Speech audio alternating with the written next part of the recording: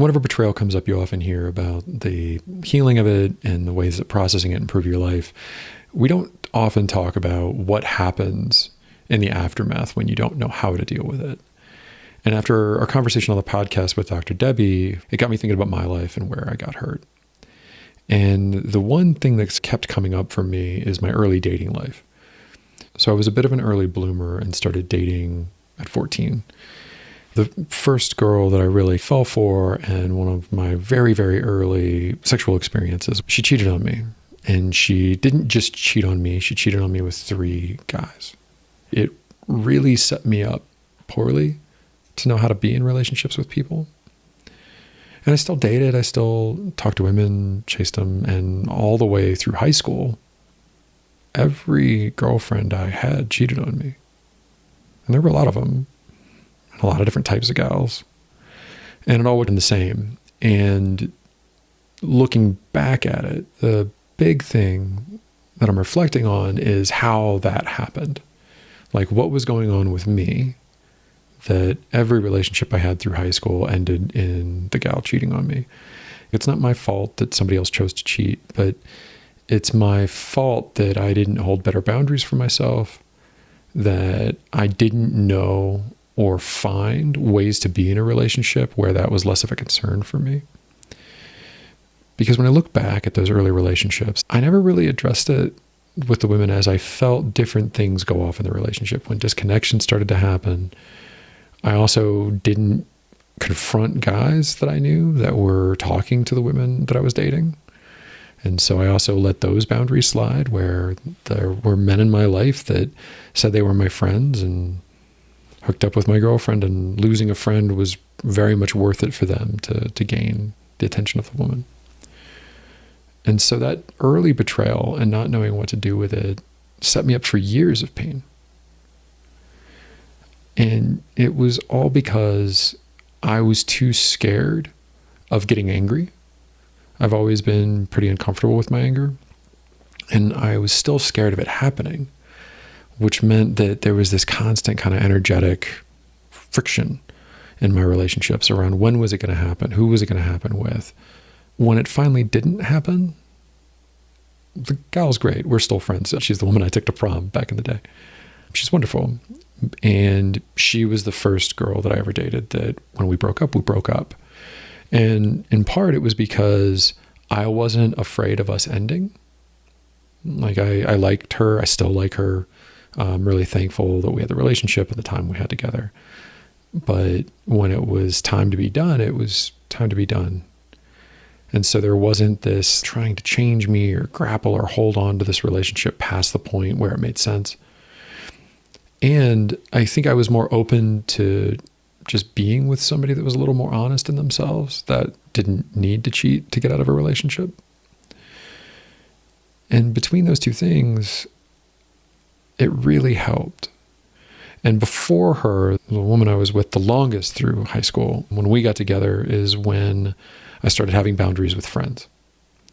And to that point, I'd never done anything to any of the guys or had any repercussions for any of the guys that had messed around with the girls that I was seeing. My big punishment for them was just not talking to them. I wouldn't push on it. And I liked her enough that when we started to get intense and we started to really build what we were going to have, I was just fed up. I was tired of people disrupting my relationships. I was tired of people being in my way. And so I went around and made sure everybody knew that I really liked this girl and I was done with this. And the next person that did something to insult her, to try to pull her away from me while we were together, I was going to hurt. And it never came up. I never had to. The minute that I decided that violence was going to be a viable response in some instances, and that I was willing to do so, I never had to. It's this really painful point for most people, and particularly younger guys, is that the more you're afraid of violence, the more violence is visited upon you, and the softer your boundaries are in the world.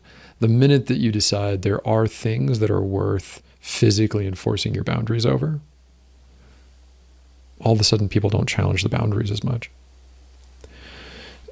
And so that was a really big deal. So once I got out of high school, to my knowledge, I've never had a woman cheat on me. And I've dated and been intimate with quite a few. And I've been really lucky for the relationships in my life.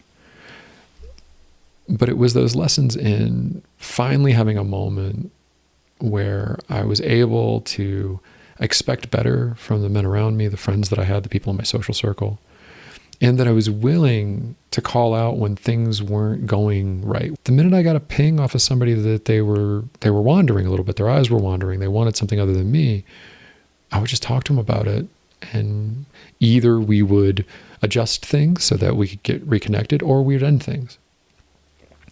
And looking back, it's really painful for me to think of the 4 years I lost, that the hurts and the friends I lost and the different relationships that didn't get to move into friendships or got to be really painful because I wasn't willing to have boundaries, because I was so afraid of being betrayed again that I just set myself up for that betrayal over and over and over. So if you're a guy who has been betrayed in your romantic life quite a bit, it's not your fault. People should be better. And you'll find better people if you engage with better boundaries and you engage the world with more just engagement over fear. It'll stop happening for you as much. And so I'm really thankful that Dr. Debbie came on and we got to have that conversation around betrayal that got me to reflect on this. I haven't thought about that in quite a while. And I'm really glad the opportunity came up. Like I've said in a few other videos, I'm dating again in my 40s. And so these lessons in those boundaries are really helpful to me right now, and kind of re-examining where I am and what I need to be doing to make sure that I'm finding the people that I want to be with. Hopefully hearing my story helped you a little bit with some of the things you're going through in your life. If you've come out on the other side of a betrayal and found the ways to be different in the world that led to you having the relationships that you want, that led to you not having to suffer the same ways over and over, please take a moment and share them in the comments. I want more guys to see the ways forward, more guys to see the ways they're in pain don't have to be the way they're in pain. And I think we can really help people. It's going to help people find this. Thanks so much for taking the time to watch and listen to my story. I hope you have a great day.